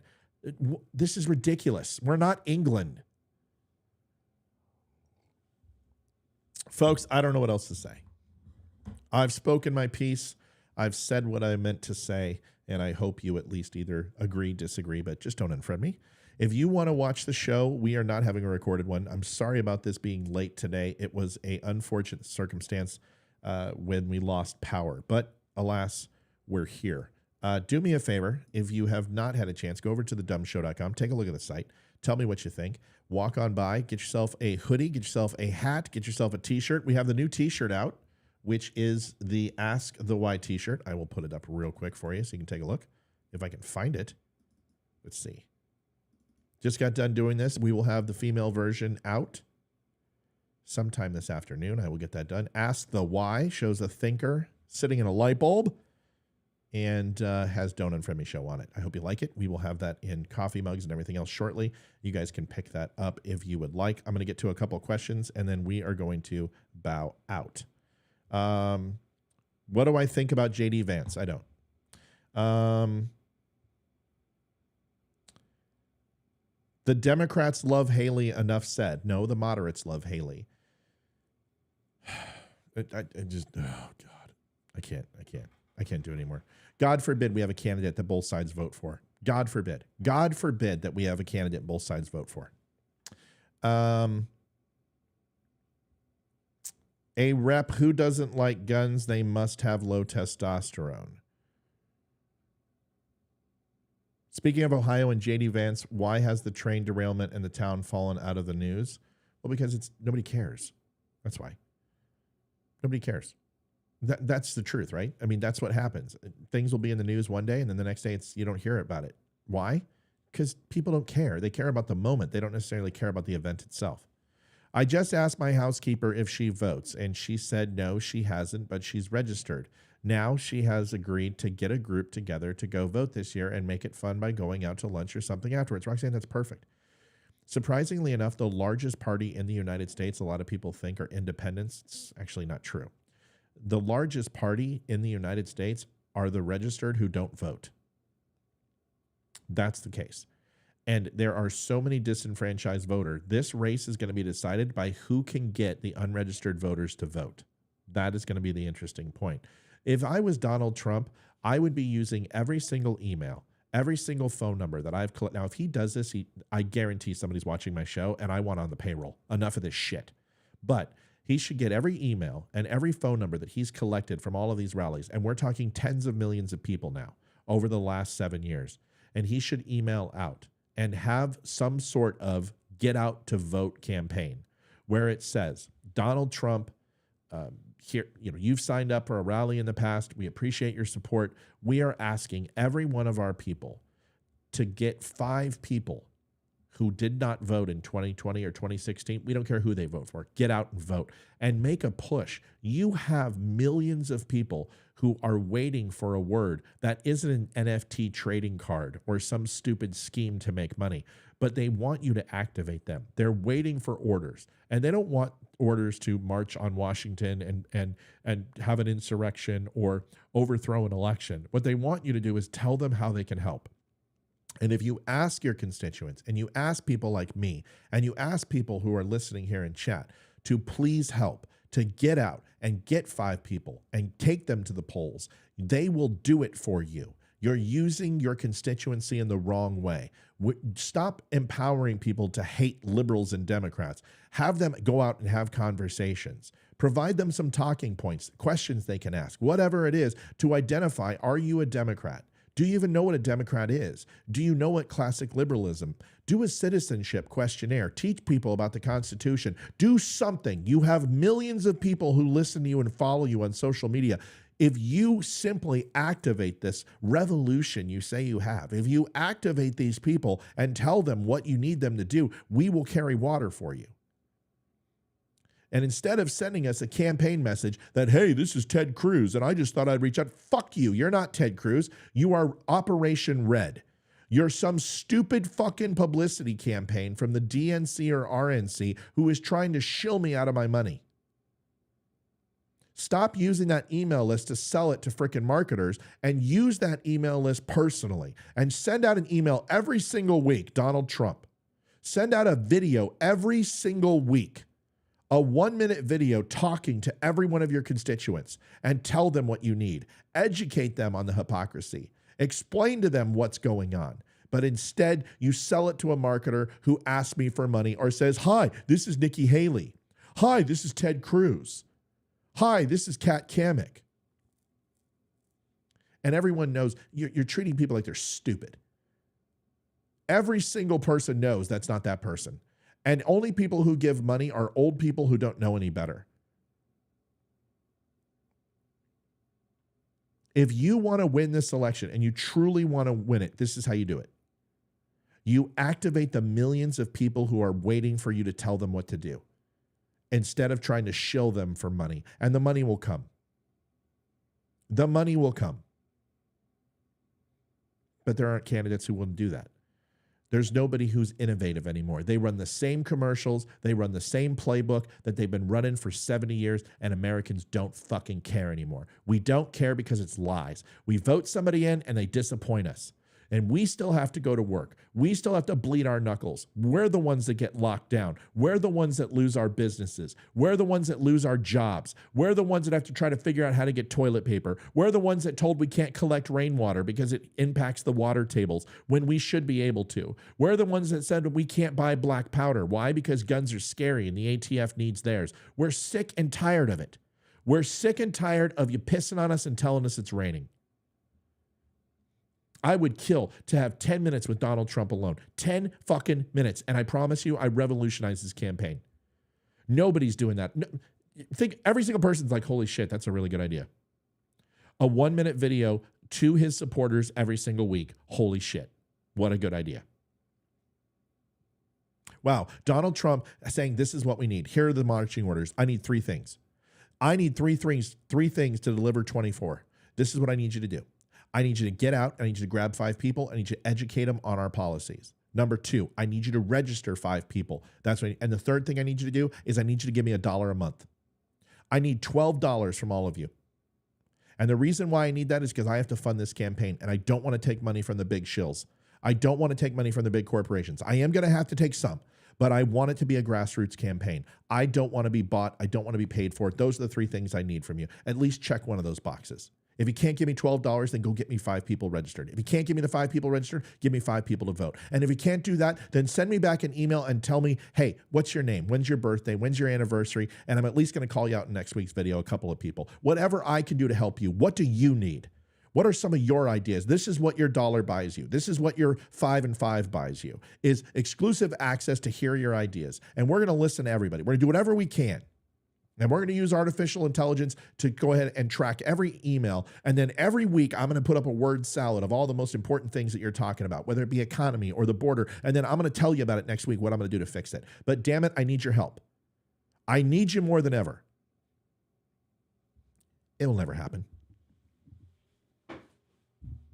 Because like we write the same old movies and the same old poetry and the same old music, and we never write anything new, we just keep remaking the same old shit and putting a shine on it and polishing the turd and telling you it's brand new and real. Guess what? The same thing is with these elections. They're going to hate on each other. They're going to try to destroy each other. They're going to go ahead and say things that aren't true. And you're going to wind up hating people that you don't even know about things that you don't even know are true.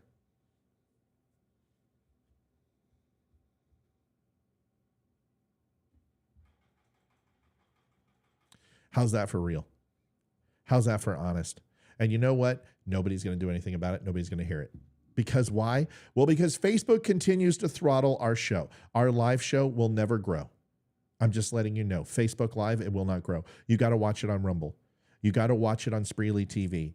You've got to watch it on another channel. Facebook is throttling. They are moving away from long form video.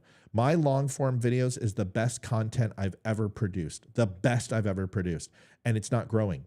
Ben Shapiro yesterday had 336 likes and it was viewed 1,700 times. And he's got over 1 million followers. I look at Nick Freitas, who is a genius. Same thing. I looked at Chad Prather, has a new podcast. That podcast, same thing. Republican girl who follows me, same thing. The Hodge twins, nothing.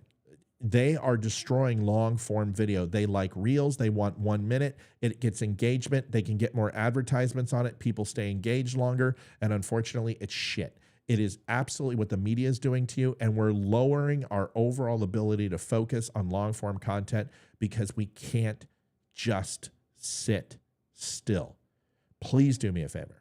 Go follow me on Spreely.tv. Follow it over there. Go to Spreely Social, sign up there. Go to Spreely Video, sign up there. All of them are the same thing, the Freedom Hub Network. Go to Rumble, follow me over there. Do whatever you can because Facebook, even though I love the interactions and I'll put memes up and I'll do reels, the long form content is dying on Facebook and they are purposely singling it out and moving it off the server. It's too expensive. These are gigabytes worth of video. That means teraflops of information are being processed every single minute and hour on Facebook. They can't keep up with it. They are shutting down long-form content. So if you don't share it, you're not going to see it. That's it. Anybody else have any questions, comments, concern?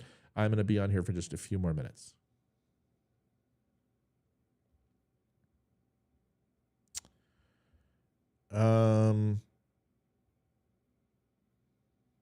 An open mind leads to knowledge and understanding.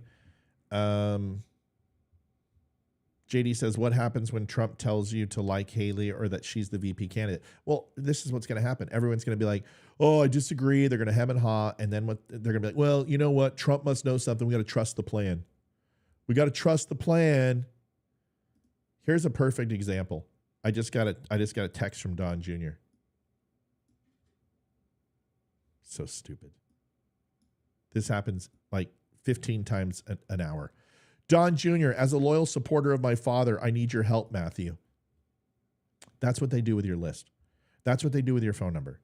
Instead of just sending out a video or sending out a weekly update, anything, these people have no idea how to market. Donald Trump figured it out in 2016, which was using social media. And then his campaign manager in 2020, and I'm not going to throw anybody under the bus, spent $10 million on a Super Bowl ad. That's not what you do. That's not what you do. You don't put $10 million in a Super Bowl ad. It's a waste of money. Nobody wants to hear politics on Super Bowl. They want to hear funny commercials from Goodyear and Jeep and Coca-Cola and Pepsi, even those are few and far between. You have an ungodly amount of people waiting to be told what to do. You've got to activate them.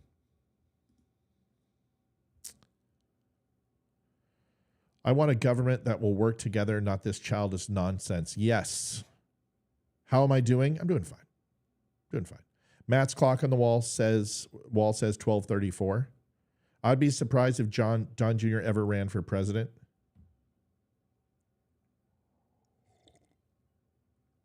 Sue says, I'm to the point where I don't care anymore. Too much hate going on. Well, you know what? I don't know if that's true. You allow what you expose yourself to. And I don't allow hate. I just don't. I delete it. I just get it out of my life. And that's why my mom and I don't talk, because she's a hateful person. And I just can't have her in my life. I can't have her around my children. And same thing on Facebook. People go, oh, you say don't unfriend me. It says don't unfriend me. It says nothing about you. We're not friends. And no offense, but nobody on this platform, we're not friends. You haven't had a beer with me. You haven't come over and cried on my shoulder. And we may be acquaintances, but friendship is different. And there's nothing wrong with that. There is nothing. I have a ton of acquaintances. I have a ton of people that I'll give money to. I have a ton of people that I care about their well-being, but it doesn't mean we're friends. When I say don't unfriend me, I'm talking about I don't want to lose any friends for having an opinion. And I'm talking about my neighbors. I'm talking about friends, and I have. And I don't want to lose those people. But Facebook friends come and go. And there are people on Facebook who I do consider more than acquaintances. But friends is different. I mean, you got to meet each other. You got to see. Even Leroy. I've talked to Leroy hundreds of times. We're not. Mike and I are friends. Mike and I, because he sits next to me and he's my neighbor, and I can take care of him. Amy and I are friends. Leroy and I, although I love him dearly and I consider him a brother, we're not friends. So don't unfriend me is a reflection of how we have negated society and societal norms to need each other and to be collectively dependent upon each other. It has nothing to do with Facebook. It's absolutely the opposite of Facebook.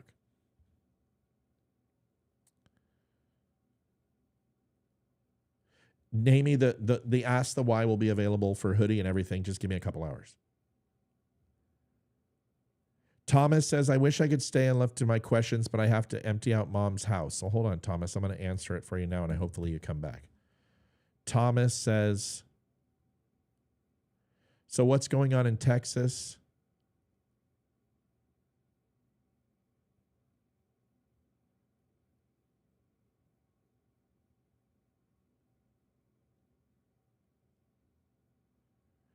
I heard they made a law in Texas that they can't form a militia.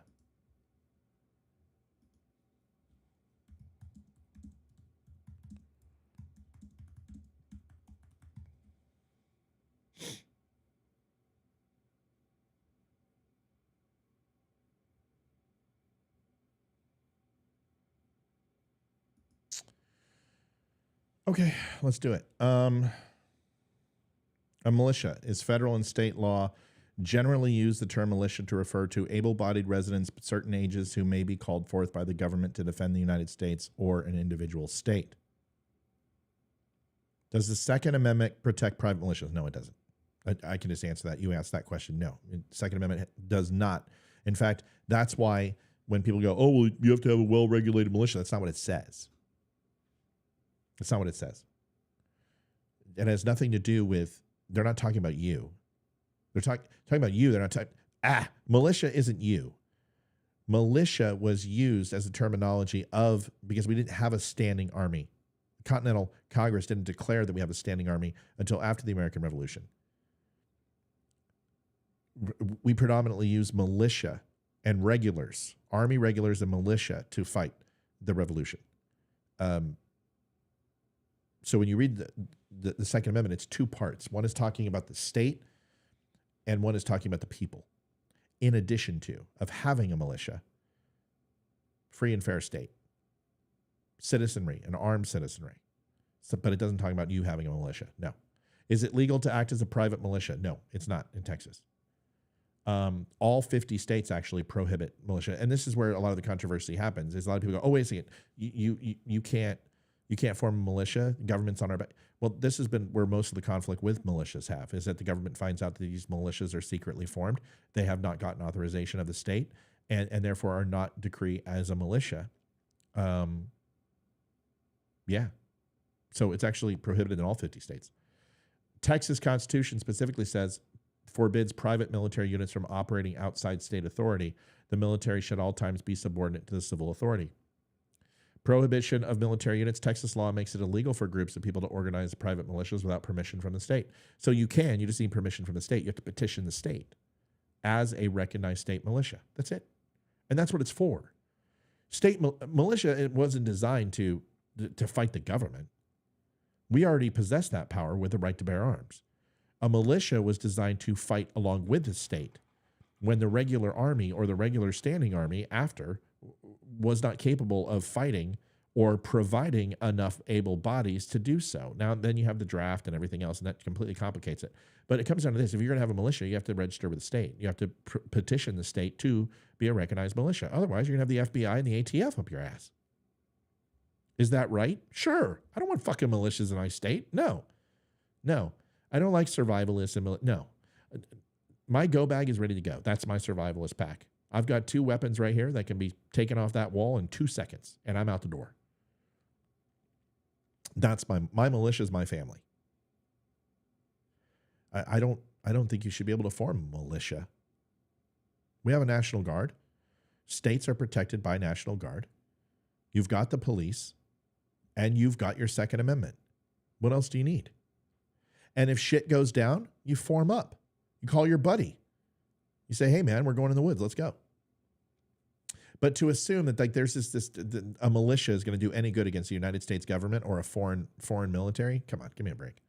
One drone strike and that whole fucking place is gone. I don't know if people have recognized what drones can do, what Moabs can do, but I don't care how militia 3%er you are. If you think the United States government can't put you out in a light, that's more reason to have the Second Amendment. See, when they say, well, when Joe Biden's like, if an F-15, what are you going to do, fight an F-15? Well, that's more reason for me to be armed, right? That is. I need to have some deterrence against you hitting me with an F-15. And the deterrence is that we don't escalate to that point. Or if you do, you're going to have to face 300 million people who are armed. And you're going to have to, you might kill me, but you're going to have to face them. That is our militia as the Second Amendment. But when you do standing armies and you think that's going to do any good, and you go ahead and put 100 guys in some bunker in some random forest with a bunch of food, beef jerky, and some ammo rounds, yeah, that place is going to get vaporized. And any other strategic place is going to get vaporized. But what they can't stop is every single American rising up with their Second Amendment right and saying enough's enough. Because I'm telling you, the government can't fight that, because that's an ideology. So you have to petition the government for a militia, and I'm fine with it. I really am. Because there's nothing constitutionally protects us the right to form a militia. Does that make sense? Good. Glad we had that talk. All right, Thomas, hope that helped. I know you're not here anymore, but I hope it answered your question. Lee says, I consider myself a friend of yours. Don't take that personal. Don't take that personal. Like, okay, I would consider the people on the show more like brothers and sisters than friends. Friends have a very specific purpose. They're people you rely on. They're people who come over. They're people who support you. They're people you hang out with. Brothers and sisters are people who you can rely on from a physical, emotional, metaphysical, spiritual sense. Very different. Very, So I would consider these brothers and sisters because your fellow brothers and sisters, fellow Americans, whatever, fine, we're friends. Jeez, if this is really going to be that big of a deal. This is like when I made a comment about Wicca, and then all of a sudden Elizabeth calls in and goes, don't talk about witches. Holy moly. The world militia has changed since the Second Amendment was written. Correct. So would that apply to protecting the southern border? Well, the protection of the southern border is the responsibility of the executive branch. It's the president's job. I mean, that's one of the only written things that he's responsible for, is to protect our border. to protect the sovereignty of the United States against all enemies, foreign and domestic. I mean, it's in his oath of office. So the southern border can be utilized by the president right now. He can put the National Guard with state approval from Texas or Arizona or California or New Mexico or wherever else he wants to do. But yeah, I mean, you have a right to protect your property. You have the right to protect your town and municipality. And the city council can pass a law that armed citizenry can protect its border. The cities and states, the cities specifically, that's what a sheriff's department is. That's what a constable is. They are an armed citizen patrol. So sure, you can do that.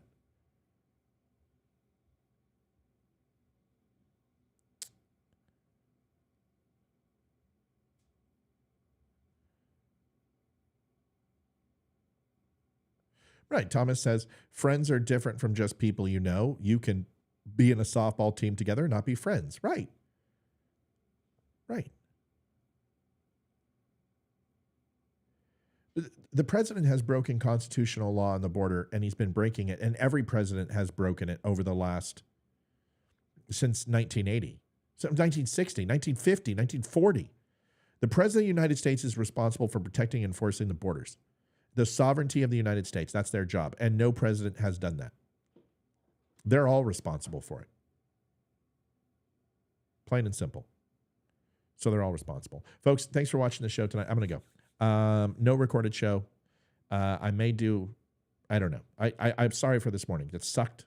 No good. For the people who are upset, Carrie, I know you've handled worse. I'll be right there. I know you've handled worse, but just stop saying things that aren't true. Like, that's what frustrates me. You're such a smart human being, and I do care about you, but you say things that aren't true, and I don't understand, for someone who's so smart, why this isn't your sounding board to say things that aren't true. It's not going to live here. I'm not going to allow it. You can say you hate Whitmer. You can say you don't like her. You can say you feel that she influenced the election. You can do all that, but the moment that you state fact, Governor Whitmer stopped 2 Republicans from being on the ballot, that's not true, dude. Okay. I'm really upset I made that video, because now you guys are going to constantly say I need to eat.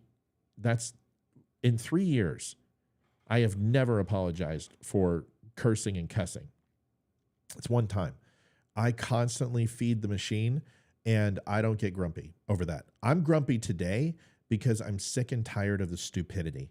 I'm sick and tired of treating politicians like they're sports teams, and surrendering our freedom and our independence and bestowing it upon people who are not worthy. That I could eat all day long. I can go have a ribeye with a baked potato and a salad, and I'm still going to be pissed off by it. So let's stop the Matt go eat something thing, because it's getting annoying. All right? And it's only been like 12 hours, for God's sakes. All right, everybody, good night. Love you, appreciate you. Thanks for watching the show. Go pick up a Hatter shirt. Those will be ready here in the next couple hours. Good night. See ya tomorrow night when we are... Yeah, holy shit, it's Thursday. So Friday night tomorrow, we will be live, and hopefully Mike will be back in the house. That would be awesome. I think he's back tonight or tomorrow or something to that effect. Hopefully sooner rather than later. Good night, everybody. See ya. Adjusting transmitter output. This is the Don't Unfriend Me Show with your hosts, Matt, Leroy, Amy, Olivia, and Mike. Geopolitics, military analysis, and election coverage. Coming to you live on the Spreely.tv network and all major social media channels at The Dumb Show. Honest, direct, unfiltered. Monday, Wednesday, and Friday at 8 p.m. Eastern. We can agree, we can disagree. Just don't unfriend me.